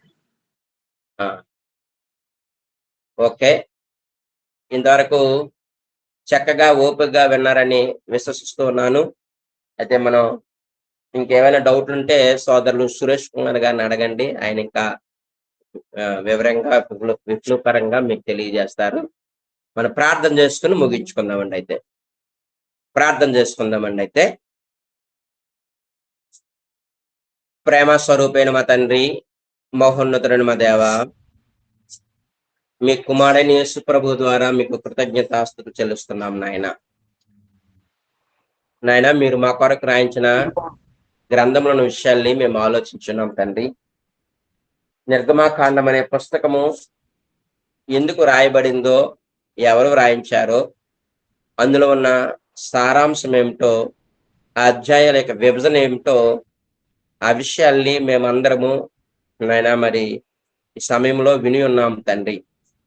వాటిని అర్థం చేసుకునేటట్లుగా ఆ నిర్గమాకాండము పుస్తకం మీద మాకంటూ ఒక అవగాహన వచ్చేటట్లుగా నాయన మీరు మా మనసుల్లోనూ మా హృదయాల్లోనూ వాటిని మేము చక్కగా ముద్రించుకుని ముందుకు కొనసాగేటట్లుగా మమ్మల్ని కనికరించండి, కృప చూపించండి నాయన. మరి భవిష్యత్తులో మీ సేవ చేయడానికి మరి సిద్ధపడినటువంటి సహోదరులను సోదరిమణులను మీరు దీవించండి, ఆశీర్వదించండి నాయన. ఈ మాటలు వారికి ఎంతగానో ఉపయోగపడేటట్లుగా మీరే కనికరించమని, కృప చూపించమని, వారి వారి కుటుంబాలను మీరు ఆశీర్వదించమని, వారిని మీ సేవలో బహుగా మీరు వారిని వినియోగించుకొని మీ రాజ్య సువార్తను అనేక చోట్ల విస్తరింపజేసేటట్లుగా వారి వంతు పాత్ర వారు పోషించగలిగేటట్లుగా మీరు కనికరించమని వేడుకుంటున్నాం. ఈ ట్రైనింగ్ క్లాసులను ఏర్పాటు చేస్తున్న మా ప్రియులు సహోదరులు సురేష్ కుమార్ గారిని బట్టి, తన భార్య బిడ్డలను బట్టి, వారు నడిపిస్తున్నటువంటి స్థానిక సంఘాలను బట్టి మీకు స్తుతులు చెల్లిస్తున్నాం నాయన. మీది దాసుడు, మీది దాసురాలు ఇంకా మీ పరిచర్యలో నాయన అనేక చోట్ల వాడబడేటట్లుగా వారికి కావలసినటువంటి ఆరోగ్యము, క్షేమము, తగిన భద్రత వారి కుటుంబానికి మీరు అనుగ్రహించమని వేడుకొంచు ఉన్నాం నాయన. ఈ సమయంలో ఇలాగన మరి ఈ యొక్క సభ్యులతో మీరు నాకు ఇచ్చిన సమయాన్ని బట్టి మీకు స్తుతులు చెల్లిస్తూ, మీ చిత్తమైతే మరలా మరొకసారి మేము ఇలా కలుసుకొని మరికొన్ని విషయాలు నేర్చుకునే భాగ్యము మా అందరికి దయచేయమని, సమస్తమును మీ చిత్తానుసారంగా నడిపించమని, మా సోదరులు మరి సురేష్ కుమార్ గారు ప్రయాణమై వస్తూ ఉన్నప్పుడు వారి ప్రయాణం అంతట్లో క్షేమంగా గృహానికి నడిపించమని వేడుకొంచు ఈ ప్రార్థన మనవలన్నీ మా ప్రభువును మా రక్షకుడైన యేసుక్రీస్తు నామములో ఈ ప్రార్థన వేడుకొంచున్నాము మా తండ్రి, ఆమెన్. బ్రదరు, సిస్టర్స్ అందరికీ నా యొక్క వందనాలండి. అందరికీ వందనాలండి. అందరికీ వందనాలండి. వందనాలు సార్. వందనాలు సార్. సార్ ప్రజెంట్ ఏమైనా వేసుకుంటారా సార్? అది నంబర్ 29 సార్.